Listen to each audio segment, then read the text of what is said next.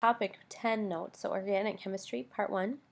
The big question is, what makes carbon so special? Why do we have carbon-based life forms and not silicon-based life forms? What is it that makes carbon so versatile in its way of reacting with the world?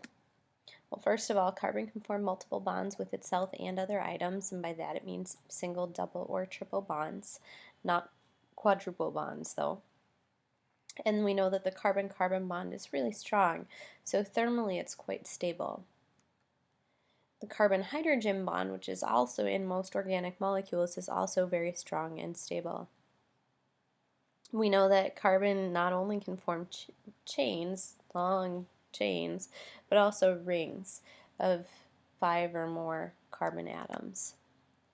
And carbon can't expand its octet to include more bonds, so it's going to stick to those 4 bonds that it can form. Each carbon forms those 4 bonds and no more. So 2 common trends with alkanes. First of all, we know that carbons can form double or triple bonds, and that's going to be more reactive than single bonds. And that's where a lot of our chemistry of organic chemistry comes from. When I have double and triple bonds, I can form new things. And we'll see that later on in the unit. We also have functional groups increasing reactivity. We're going to have more reactions if there's a functional group to start with. And we know that a functional group is anything other than a hydrogen that's bonded to the carbon chain. Now, the homologous series is a series in which all members have the same general formula. The neighboring members of the series differ only by a CH2. So let's think of members that have the same general formula. For instance, alkanes. Alkanes all have the same formula, CnH2n plus 2. They're all part of the same homologous series, and each time I make it longer, all that I'm doing is adding a new CH2 group. And they're going to show similar physical properties and a gradation in their chemical properties. So similar, but changing slightly each time. So we can look at this problem. This comes from an old IB text. Which of the following 2 compounds both belong to the same homologous series?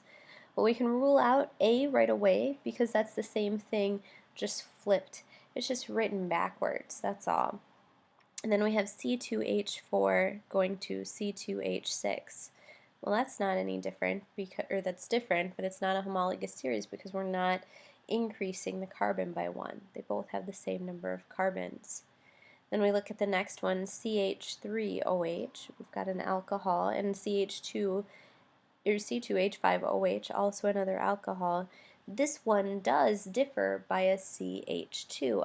I'm going from 1 carbon to 2 carbons and 3 hydrogens to 5 hydrogens. So this is my answer. And let's just verify here. Nope, the carbons are staying the same, so they're not part of the same homologous series. So some of the basics for alkanes, we have CnH2n plus 2 is the general formula of every one in that homologous series. They're nearly non-polar, meaning they're not going to dissolve in water or other polar substances. They are going to be good solvents for non-polar substances like fats and oils. And we know that they can form cycloalkanes, or forming rings of C5 or higher. And then when it does that, it has to lose 2 of its hydrogens. So its general formula is actually CnH2n, but it's still an alkane. They're all singly bonded carbons. This is our first 8 and then also kerosene alkanes. And each time they're just going to differ by a CH2. So why don't you take a second and pause this video and add CH2 to each of them to get to the total.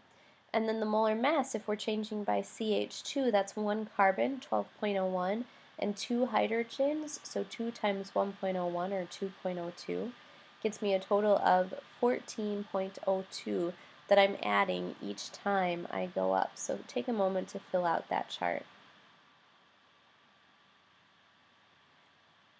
We're going to take a look at some of those trends. We said that trends change slightly, and this is one of our trends that we like to look at for alkanes. It's the boiling point, the first 8, so going from methane to octane, chains of alkanes. And we can see that we've got a not linear line. We can see that right off the bat. So let's take a look at what's happening. We know that the boiling point is increasing with increasing mass, and that's because of the van der Waals intermolecular forces. We know that's the weakest of our intermolecular forces.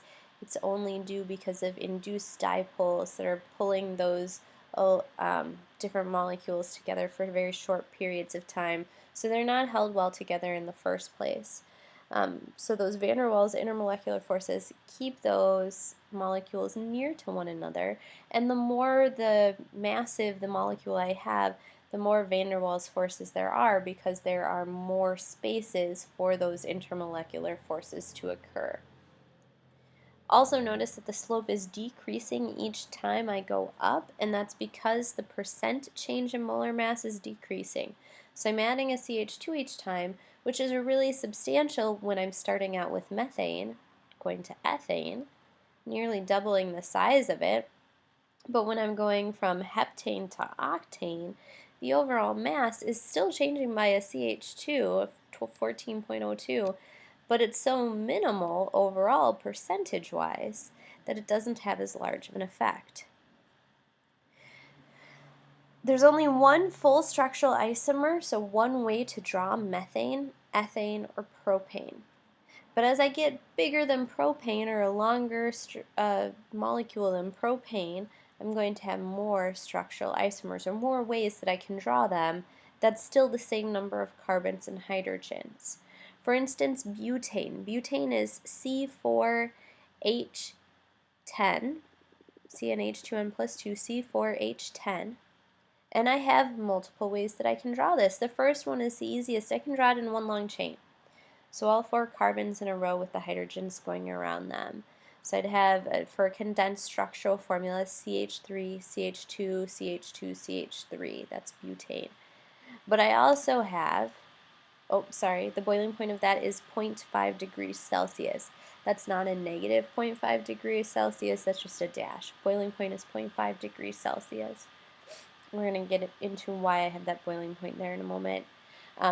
We're going to add to that, though. This one is our second one. One name for this is isobutane, or it could be methyl propane. That would be another name for it. And this is where I've basically lumped off the N one and put it on the middle. So I have a CH3, CH, CH3, CH3 for my condensed structural formula. My boiling point now is actually an 11.7 degrees Celsius. And the actual name for it is a 2-methylpropane. Okay, we can see with the boiling point here that the more spherical the isomer, the lower the boiling point. This one was a negative 11.7 degrees Celsius. And the reason is because there's a less surface area for those van der Waals intermolecular forces to interact, and so there's less holding them together. It's easier to boil.